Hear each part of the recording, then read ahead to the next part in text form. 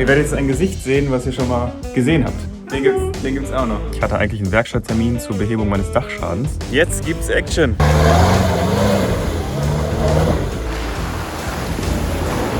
Papa sagt, wer im Offroad fahren kann, kann auch den Motor sauber machen. Ich habe einen kleinen Defekt zu verzeichnen.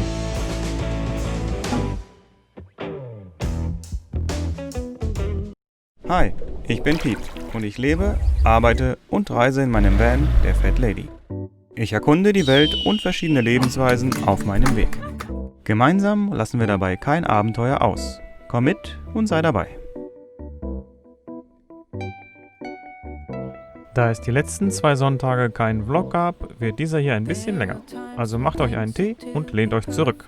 Ich bin weiterhin in der Heimat, also im Raum Paderborn, und genieße den Sommer und die Zeit mit Leuten, die mir etwas bedeuten. Auch hier in der Gegend finde ich schöne Stellplätze, um die Seele baumeln zu lassen.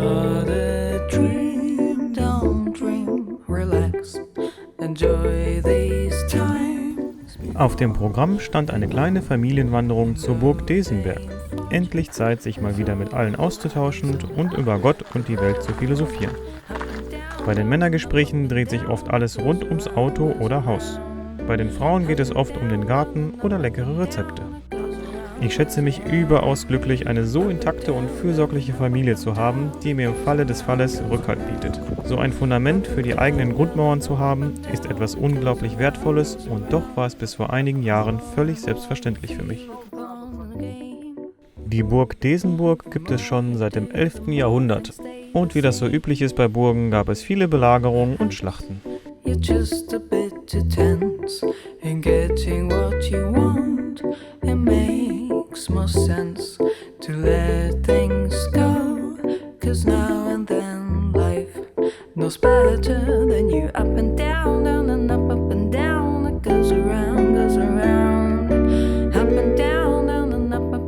Der Bergfried misst 6,7 Meter im Durchmesser und hat 1,3 Meter dicke Mauern.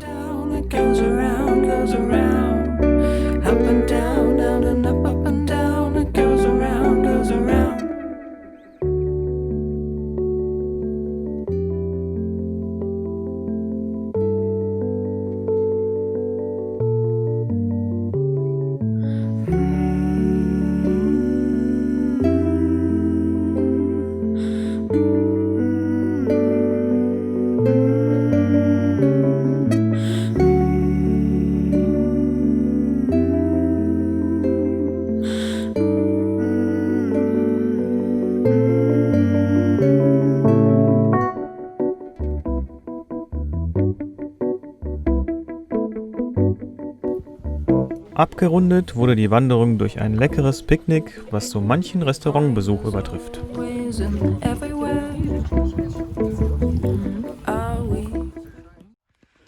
Ratet mal, wo ich gerade bin. Ihr werdet jetzt ein Gesicht sehen, was ihr schon mal gesehen habt. Vor ein paar Folgen. Guckt euch den mal an. Den gibt's auch noch. Und wie immer, George kocht für mich, beziehungsweise für uns. Es kommt gleich noch einer dazu. Und es gibt Flammkuchen auf dem Biefer. Selbst gemacht alles. Geil. Dann kannst du auf jeden Fall schon.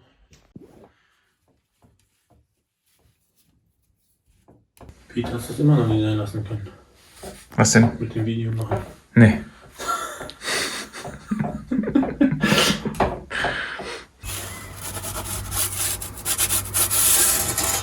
So, hier haben wir noch einen Kandidaten. Was denn? Wer bist du denn? Hallo, ich bin, wer bin ich? Der Phil bin ich. Hallo. Pizzabäcker George. Der Otto Wilder. Jetzt gibt's Action. Ich bin ganz spontan im Mammut Offroad Park gelandet. Und gleich gibt's ein bisschen Offroad-Action. Ich hoffe, ich bleibe nirgendwo stecken. Ich probiere auch nichts kaputt zu machen. Das hat leider nicht ganz so geklappt. Da drüben sitzt schon am Heizen. Ja, das ist ein riesengroßer Park, mehrere Hektar groß. Hier kann man sich austoben von leichte Strecken bis schwierige Strecken, bis ganz, ganz schwierige Strecken, Schlammlöcher ohne Ende. Also hier kann man wirklich bis an die Grenzen gehen. Ich hole mir gleich ein Ticket und dann Reifendruck anpassen und dann geht's los. Ja, Reifendruck anpassen ist wichtig, damit es ein bisschen besser gefedert ist, ein bisschen mehr Grip und man nicht so schnell einsinkt. Dafür habe ich hier so dieses hier Messing Aufschraubdinger, da geht die Luft raus. Ich habe die schon mal aufgeschraubt hier.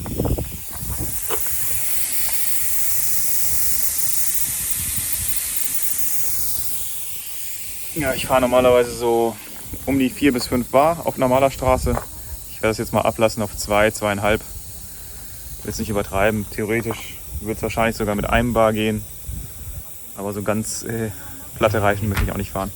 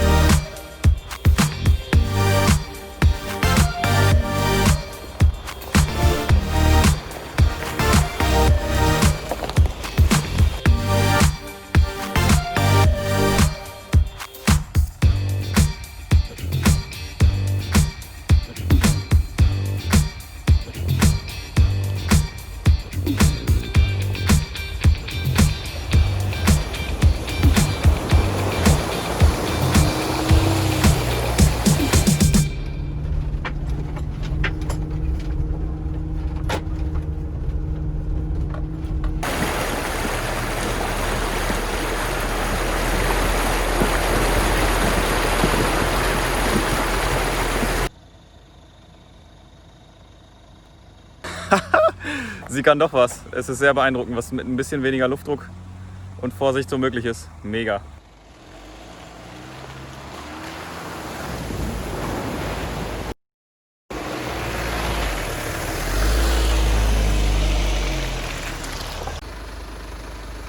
So hoch wie die Schlammkante vorne am Kühlergrill ist, sollte sie eigentlich auf gar keinen Fall sein. Denn genau da befindet sich der Lufteinlass für den Motor. Kommt da auch nur ein bisschen Wasser rein, riskiert man einen kapitalen Motorschaden. Wo genau ich das geschafft habe, weiß ich gar nicht mehr. Jedoch weiß ich, dass ich nicht vorsichtig genug war und in eine der Pfützen zu schnell reingefahren bin.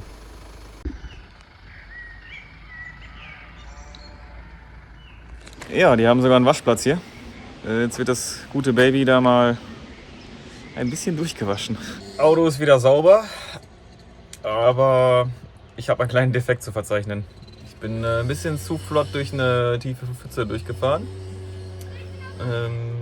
Ja, der Generator ist nass geworden dabei und er lädt die Batterie nicht mehr. Ich fürchte, der muss einmal ausgebaut werden, gereinigt werden. Doof. Aber der sitzt auch relativ weit unten, also fast auf Höhe Ölwanne, knapp da drüber. Der wird halt natürlich sehr schnell nass. Naja, was soll's.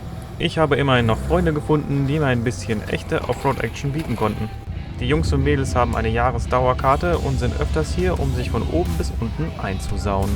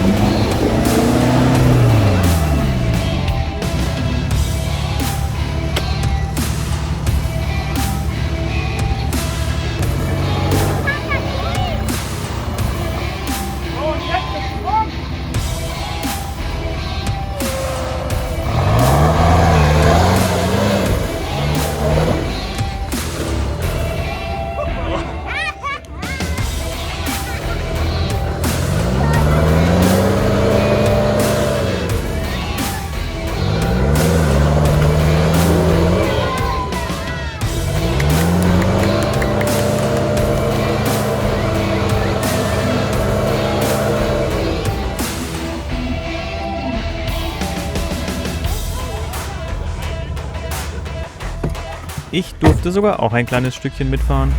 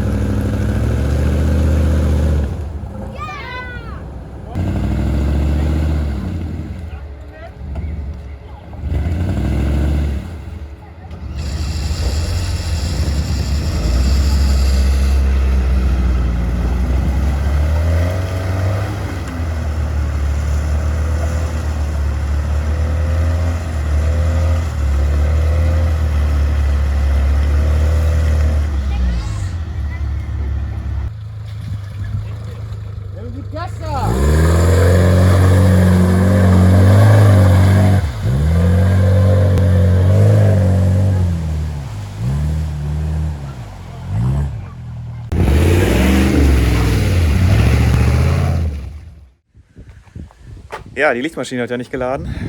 Wir haben die mal kurz ausgebaut. Kurz in 2,5 Stunden. Hat ein bisschen gedauert. Und da liegt sie.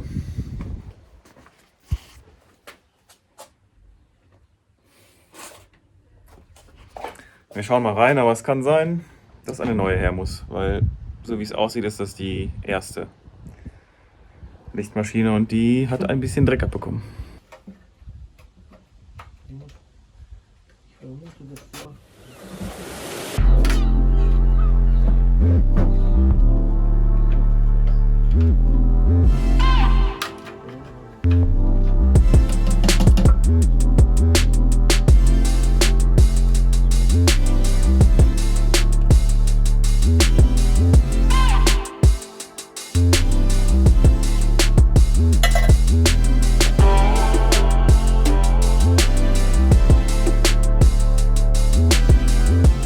Also, die Lichtmaschine ist hinüber, die war auch vorher schon, hatte wahrscheinlich schon einen Schlag weg oder die ist quasi an der Lebensgrenze.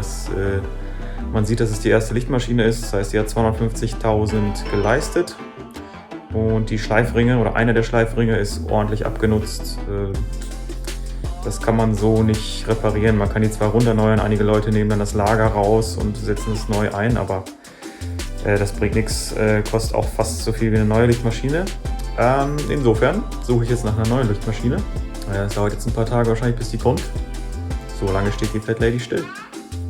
Schade. Aber ey, besser ist passiert hier, als irgendwo unterwegs in der Walachei. Ne?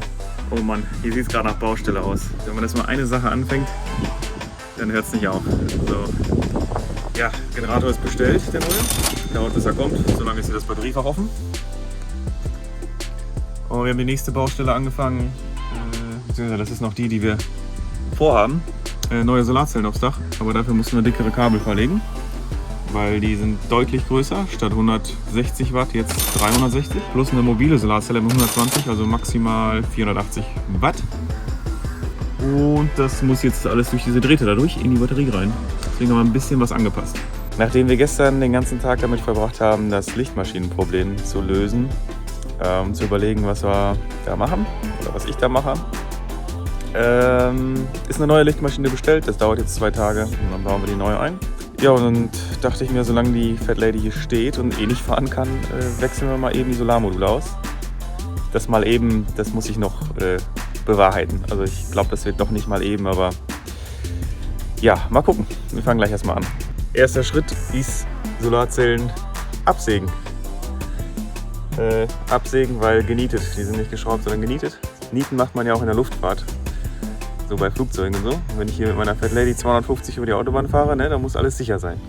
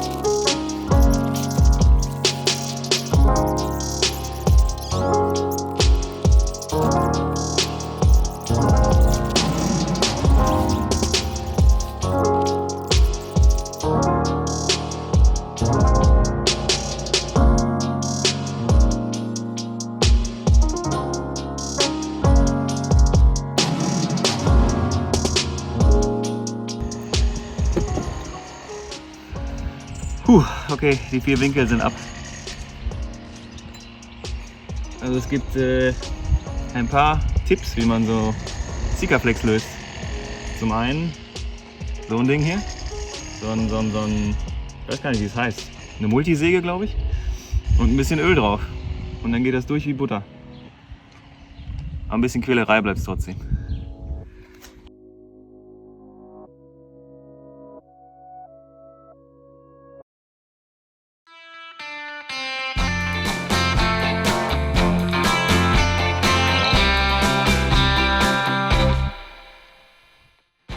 Der nächste Tag. Ich habe nicht mehr so viel gefilmt, weil uns die Zeit ausgegangen ist beim Solarzellen auflegen. Es wurde dann doch etwas spät. Wir haben bis 10 Uhr abends dran gewerkelt, weil man extrem schlecht an die Schrauben kommt.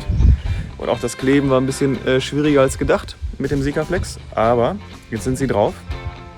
Und ich war etwas enttäuscht heute, weil ich konnte keinen Stromeingang messen. Das heißt, die Batterie wurde nicht geladen. Es ist zwar bewölkt, trotzdem müsste aber was reinkommen.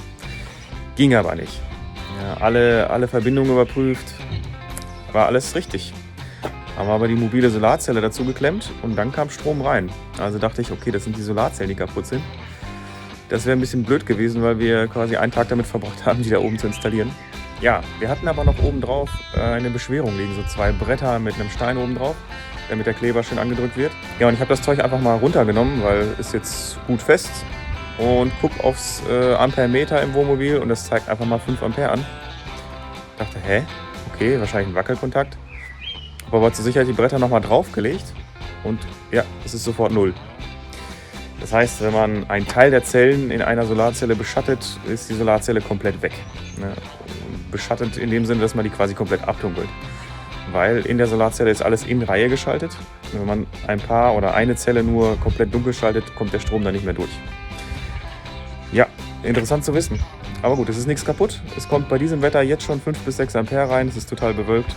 Das ist eine enorme Verbesserung. Die alten Solarzellen haben vielleicht 1 Ampere geliefert, 1,5. Also das ist Faktor 3, 4 mehr. Mega gut. Ach, das ist ein geiles Gefühl. Dann haben sich die wochenlangen Planungen ja gelohnt mit gucken, welche Solarzellen bestellen, bla bla. Es läuft jetzt, es passt. Ich bin happy. Damit ist eigentlich die letzte Pflichtaufgabe zur Modifikation und Reparatur der Fat Lady abgeschlossen, bis auf den Generator, die Lichtmaschine. Die ist aber gerade per Post gekommen. Das heißt, heute Nachmittag könnte ich die schon reinsetzen, wenn es nicht regnet. Und dann ist die Fat Lady fertig. Es gibt noch ein paar Sachen, die stehen auf der Liste. Das sind aber mehr so Schönheitskorrekturen oder Anpassungen zur Komfort und Bequemlichkeit. Es muss nicht sein. Mal gucken, ob ich das noch mache. Ich habe mich noch nicht so ganz entschlossen. Zum Beispiel gehört auch dazu die Modifikation des Bades. Ich habe da so ein Waschbecken drin im Bad. Da. Ich nutze zwar die Duschbrause zum Duschen draußen, hänge die dann aus dem Fenster, aber sonst der Rest wird nicht benutzt. Deswegen überlege ich, ob ich das alles rausschneide und rausschmeiße mit den Schläuchen. Und die Duschbrause vielleicht hier in der Küche anklemme.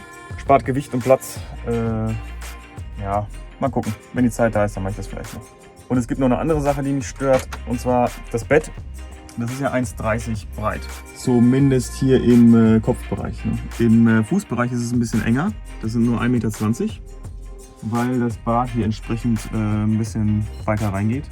Jetzt überlege ich, ob ich das hier so raussäge, damit ich mehr Platz habe.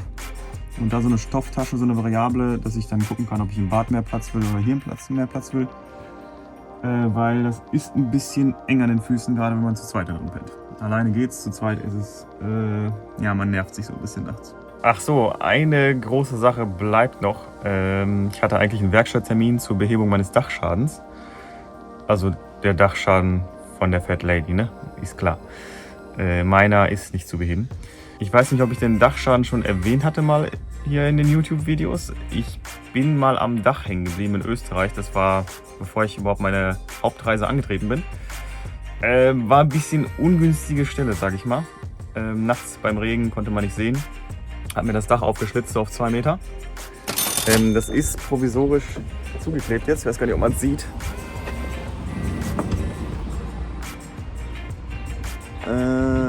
Da oben.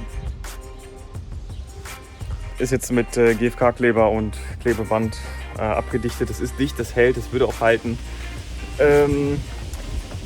Müsste aber mal behoben werden, damit das mal wieder ordentlich aussieht. Da hatte ich schon einen Termin in der Werkstatt. Die haben mir leider abgesagt, weil denen aufgefallen ist, oh ja, sind alle Ferienzeit, alle im Urlaub. Ja, muss ich mal gucken, ob ich einen neuen Termin bekomme. Auf jeden Fall ist das eine größere Aufgabe, weil diese ganzen Schränke hier alles ausgebaut werden muss, weil das muss alles gerade geklöppelt und geschweißt werden. Das heißt, es muss alles entfernt werden, damit das nicht in Flammen aufgeht. Da habe ich mich mit der Werkstatt geeinigt, dass ich das hier alles ausbaue, damit die Platz zum Arbeiten haben, damit das ein bisschen Geld spart. Ja, da steht die Lady auch nochmal eine Woche mindestens still. Das muss auch getimed werden. Ich habe gerade voller Vorfreude die Lichtmaschine ausgepackt und festgestellt, dass da ein Stecker abgebrochen ist. Aber so ist die nicht benutzbar. Jetzt habe ich mal beim Shop angerufen, die wollen sich das jetzt mal angucken. Heißt, die Fat Lady steht erstmal noch mindestens 2, 3, 4 Tage still. Oh. Shit. Zu meiner Überraschung ist heute die neue Lichtmaschine, diesmal heile, angekommen.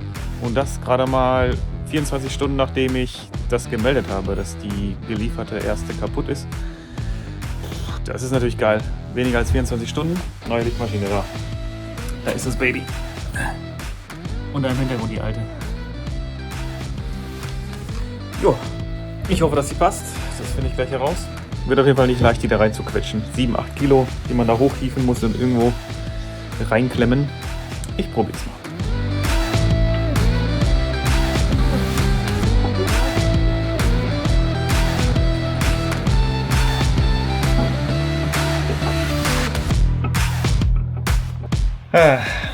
Deutsches Wetter.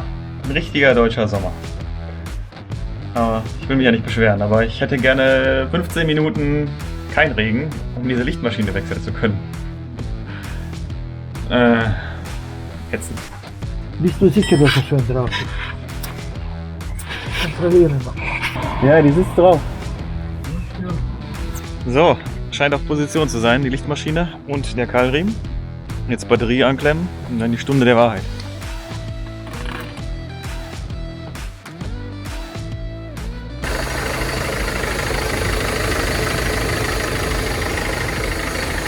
Papa sagt, wer im Offroad fahren kann, kann auch den Motor sauber machen.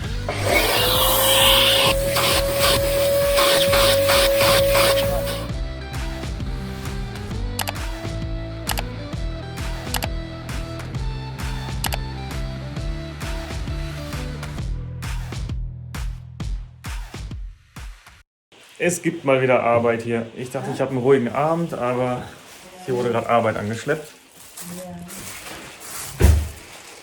Mal jetzt nicht verlassen.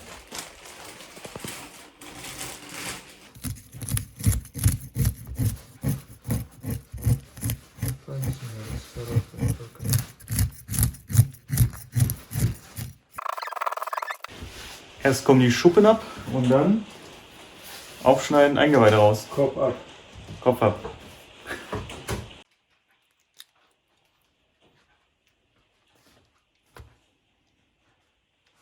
So, das sind knapp 5 Kilogramm Fisch, die wir zusammen haben.